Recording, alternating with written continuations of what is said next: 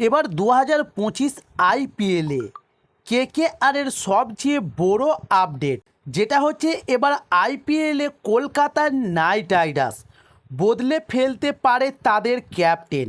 তবে তার পরিবর্তে কেকেআরে আসতে চলেছে বিশ্বের 1 নম্বর টি-20 ক্রিকেটার। তবে চলুন আর দেরি না করে জেনে নিন সেই ক্রিকেটারের নাম। তার জন্য সম্পূর্ণ ভিডিওটা দেখার অনুরোধ রইল। চলুন শুরু করি। আইপিএল 2025-এর আগে মেগা নিলাম অনুষ্ঠিত হবে এবার, তাই বিসিসিআই এমনই ইঙ্গিত দিয়ে রেখেছে, কিন্তু এখনও জানা যায়নি এবার ফ্র্যাঞ্চাইজিগুলি 4 জন ক্রিকেটার রিটেন করতে পারবে নাকি 6 জন ক্রিকেটার। তবে অনেকেই বলেছেন যদি 6 জন ক্রিকেটারকে ধরে রাখার নির্দেশ দেয় বিসিসিআই তাহলে এবার নিলামে বসার আগে মহা চমক দিতে পারবে কলকাতা নাইট রাইডার্স। আর এই মুহূর্তে সব থেকে বড় খবর, আইপিএল 2025-এ দলের ক্যাপ্টেন বদলে ফেলতে পারে কলকাতা নাইট রাইডার্স। তবে গত আইপিএলে কলকাতা ও মুম্বাই ম্যাচের সময় সূর্যকুমার যাদবের সঙ্গে কেকেআরের ম্যানেজমেন্টের কয়েকজন বেশ কিছুটা সময় কথাবার্তা বলেছিলেন।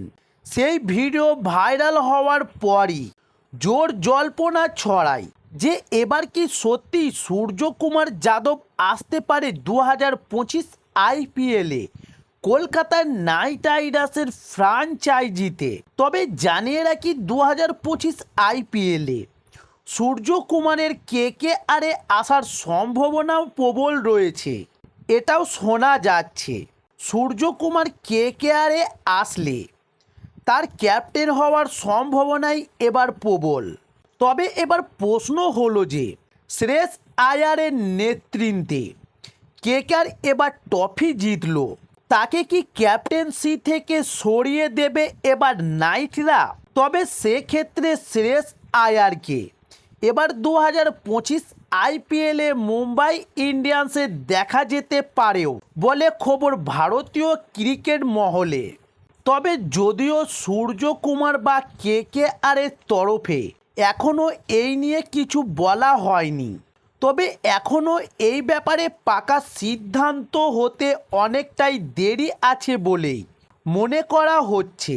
তবে আপাতত 2025 আইপিএলে কেকেআরের মেন্টর হিসাবে একজনকে বেছে নিতে চাইছে, আর এক্ষেত্রে পাল্লা ভারী রিকি পন্টিং ও জ্যাক ক্যালিসের। তবে এই দুই ক্রিকেটারই একসময় কেকেআরের সদস্য ছিলেন।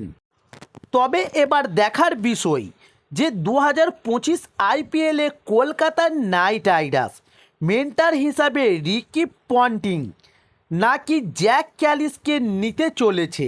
তাই সেই সমস্ত ভিডিওগুলো পেতে হলে আমাদের চ্যানেলে নতুন হলে চ্যানেলটি সাবস্ক্রাইব করে সঙ্গে থাকুন পরবর্তী ভিডিওর জন্য।